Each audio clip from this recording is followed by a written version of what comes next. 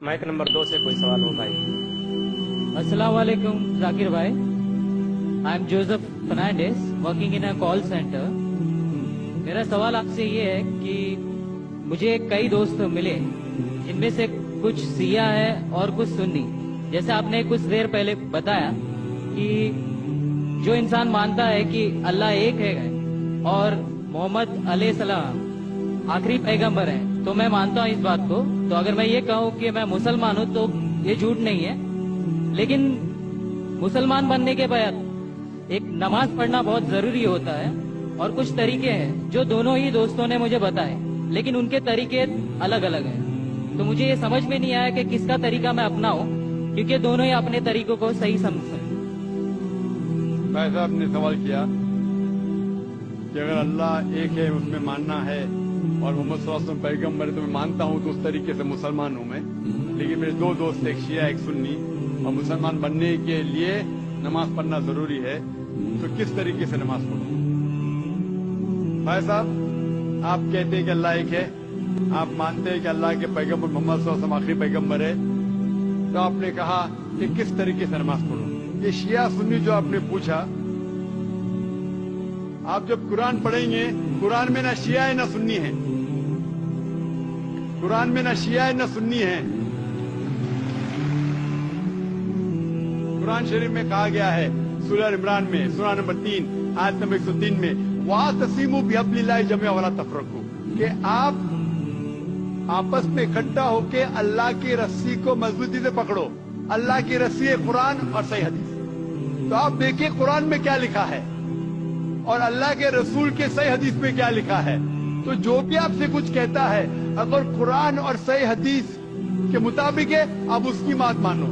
جو ذاکر کہتا ہے وہ بھی کچھ اہم نہیں اسلام میں, ذاکر اسلام میں 0 ہے. جو ذاکر کہتا ہے وہ بات ماننا ضروری نہیں, لیکن جب میں قرآن کا حوالہ دیا تو آپ کو قرآن کی بات ماننا فرض ہے. جب میں صحیح حدیث کا حوالہ دیا تو آپ کو صحیح حدیث کی بات ماننا ضروری ہے. تو اسی لیے کوئی بھی شخص کچھ کہتا ہے اگر اختلاف ہے اس میں تو پھر سے رجوع ہو جاؤ قرآن اور حدیث کے پاس, کیونکہ قرآن میں لکھا ہے سورہ نساء میں سورہ نمبر 4 آیت نمبر 59 میں ورس نمبر 59 میں اطیعوا اللہ واطیعوا الرسول, اللہ کی اطاعت کرو, اللہ کی بات مانو اور اللہ کے رسول کی بات مانو.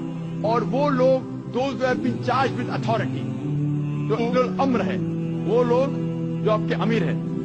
لیکن اگر قرآن اور حدیث کے پاس, اللہ اور اللہ کے رسول کے پاس, تو اگر دو شخص دو عالم کوئی بھی اگر اختلاف ہے آپ پھر سے مڑو اللہ اور اللہ کے رسول کے پاس, قرآن اور صحیح حدیث کے پاس.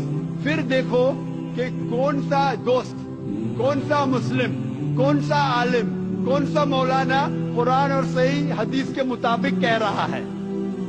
آپ سمجھے؟ تو اس سے پتا چلے گا کہ کیا صحیح ہے.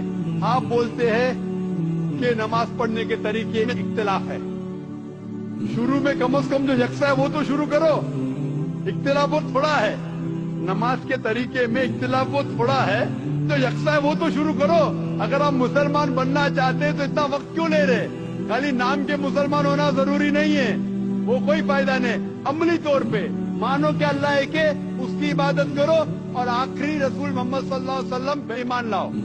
اور اس کے بعد پھر تحقیق کرو آپ کے دو دوست لوگ جو بول رہے قرآن سے کون میچ کرتا ہے, صحیح حدیث سے کون میچ کرتا ہے. کیونکہ اللہ کے رسول فرماتے صحیح بخاری کی حدیث ہے اس طریقے سے نماز پڑھو جس طریقے سے آپ نے مجھے دیکھا. تو جو صحیح حدیث سے ثابت ہے, قرآن اور صحیح حدیث سے, اس طریقے سے نماز پڑھو. لیکن اگر 19-20 فرق ہے کم از کم جو یکساں ہے وہ تو شروع کرو. اختلافی باتوں پہ تحقیق کرو, انشاءاللہ پتہ لگ جائے گا آپ کو کیا صحیح ہے. تو انشاءاللہ ابھی آپ صرف نام کے مسلمان مت نہ ہو, عملی طور کے اوپر مانو کہ اللہ ایک ہے اور اللہ کے رسول محمد صلی اللہ علیہ وسلم آخری پیغمبر ہے. Hope that answers the question.